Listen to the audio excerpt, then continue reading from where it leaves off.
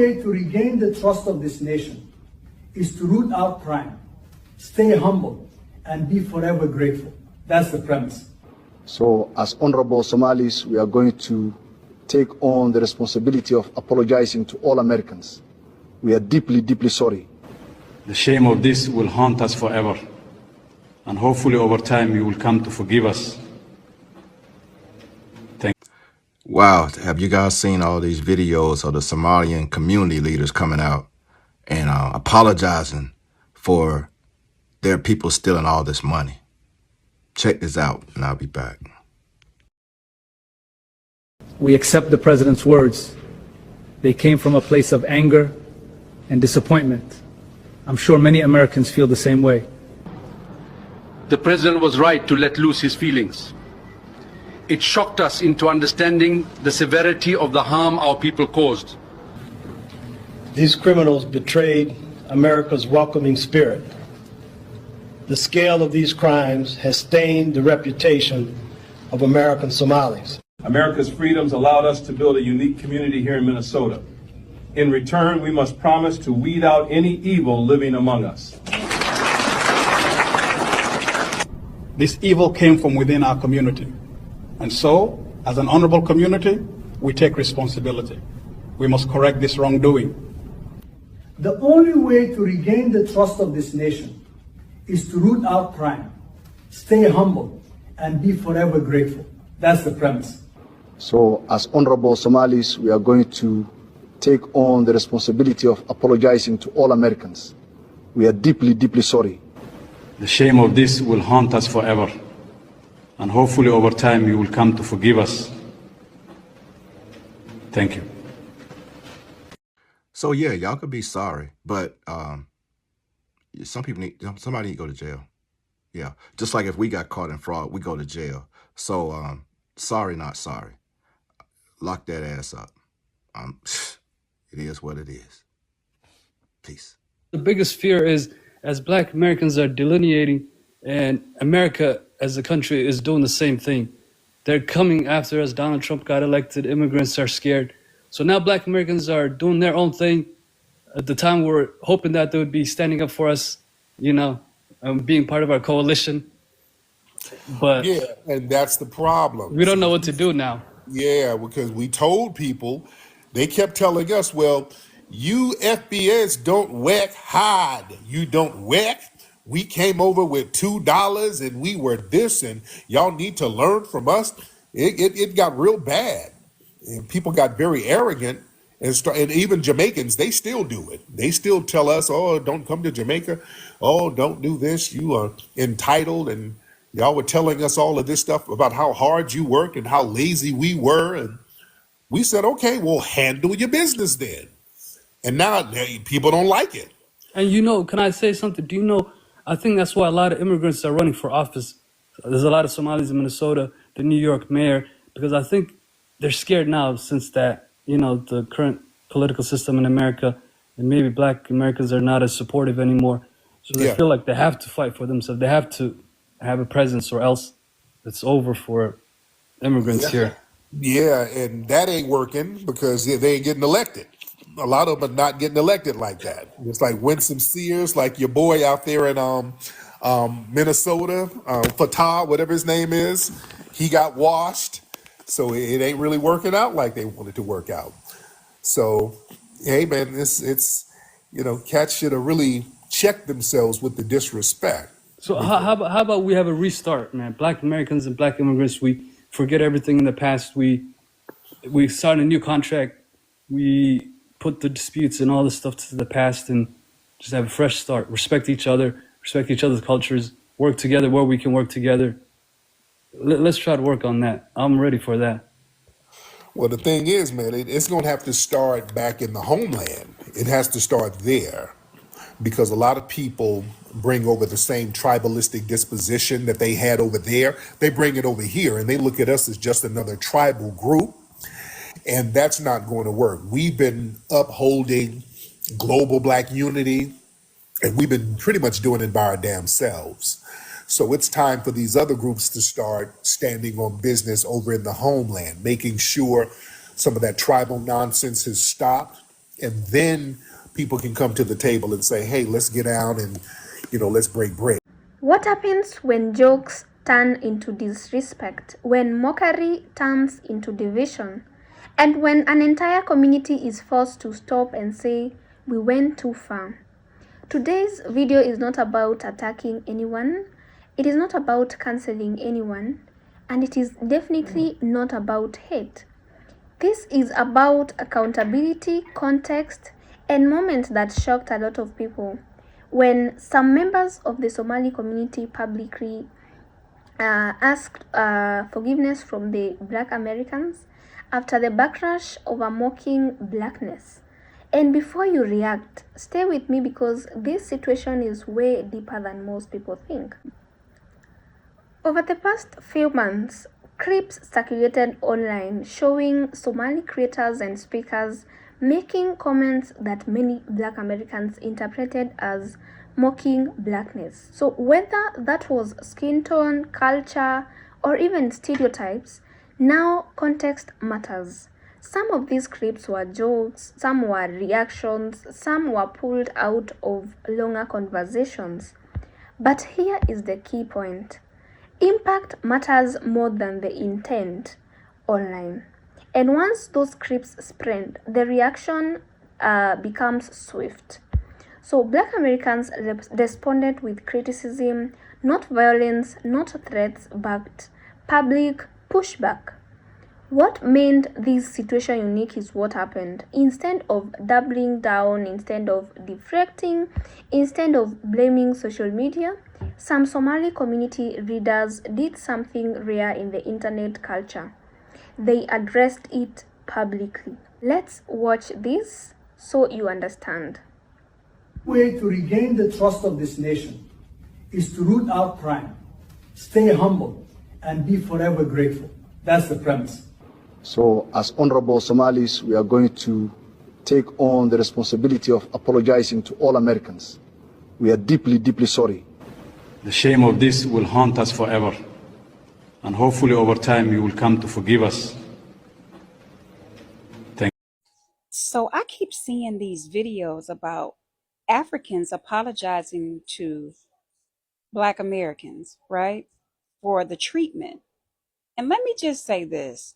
I don't know what it is about Africans not liking us. I don't know what it is. Y'all act like we have actually done something wrong to y'all when all we've ever done was fight just to survive, just to be recognized, to be noticed. And now we got problems with y'all, the same color. This is what I'm saying. We can't win for losing. Let me say this. I think it's very disrespectful when you go to get your hair braided and these women are speaking in their native tongue and they're talking about you. I think it's, come on now, like you'll come over here and get our money, but then you talk about us like dogs. But why are you over here? Well, why not just stay in your country and get the money? Because they don't treat y'all right over there. So you come over here and then y'all think y'all gonna dog us. And wrong answers. Because let me tell you something. If every Black woman that loves getting her hair braided, if we stopped getting our hair braided, y'all asses is in trouble. So please, okay, I'm gonna need y'all to get that shit together, because I have a friend that lives in Canada and she is catching hell from the African community. Do you understand? She is catching pure hell. They're not nice, they're mean, and when I say mean, I mean mean to the damn bone. Y'all need to get it together and figure out what the problem is that y'all have with us. We don't have a problem with y'all. Then you have these shops y'all want us to come in and buy. You barely even speak to us. If you can't speak to me, I'm not spending my money there. And y'all have some beautiful y'all have some beautiful materials. Y'all have beautiful items that I would love to buy. But I'd be damned if I'm a step in an African shop and you don't speak to me, or you don't like me, and we the same colors. Get this shit together. Here is the uncomfortable truth nobody likes to talk about. There are tensions inside the Black diaspora. African immigrant, Caribbean communities, Black Americans. We share ancestry, but we don't always share experiences. And sometimes, instead of learning those differences, people joke, they compare, or even distance themselves. So that doesn't make someone evil, but it does make conversations necessary. What made this apology powerful wasn't the tears, it was the acknowledgement of history. That Black Americans didn't just become Black, they were made Black through oppression. And mocking Blackness, even unintentionally, reopens wounds that never fully healed. So this comment is from the video I made about Somali people being Black, and it reads, Somalians call Black people Jareer. If you know, you know. That's why when they are in trouble and Black people be defending them, it annoys me because I know there are high chances they won't do that for us. Listen, I hear you.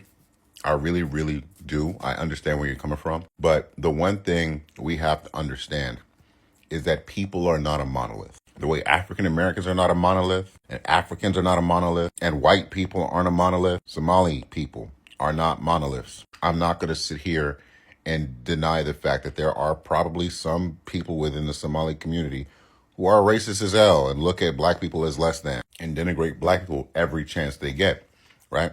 However, that person does not speak for the entire Somali community. And the entire Somali community shouldn't be punished when they're under attack, mind you, based on the actions of a few people. And that's just how I feel. Like, you know, this year has been tough for a lot of immigrant communities, right? And I vividly remember last year when there was all them Cubans, we vote for Donald Trump. They all getting snatched up right now. There are some who are relishing in that, right?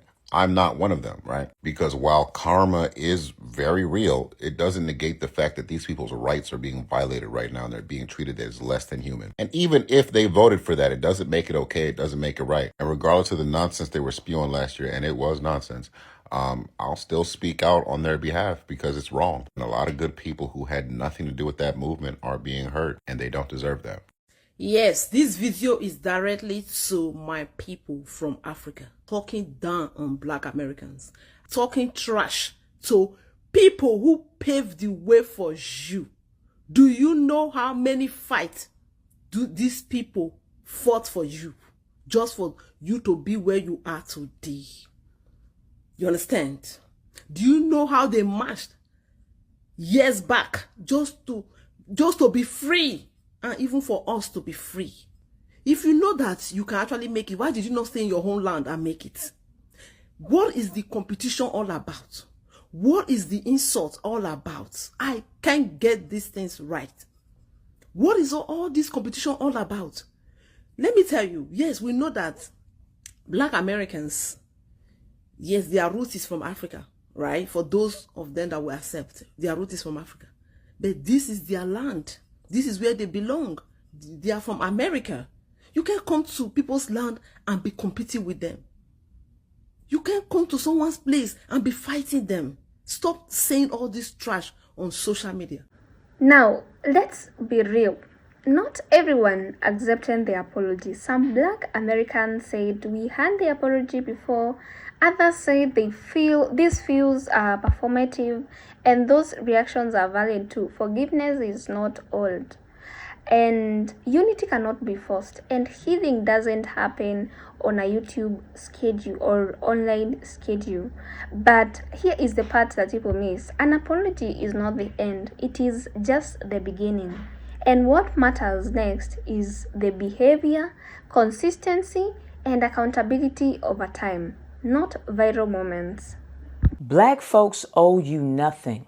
Every minority group in this country that is not Black American owes us for the sacrifices that we made to ensure that you have rights in this country. Rights that we aren't even afforded half the time. No one will rewrite our history as if my people didn't die bloody in these streets for centuries. My people were enslaved, imprisoned, and assassinated so that all minority groups could vote, go to school, get loans, paid employment other than manual labor, the right to run for office, the right to marry outside of your race.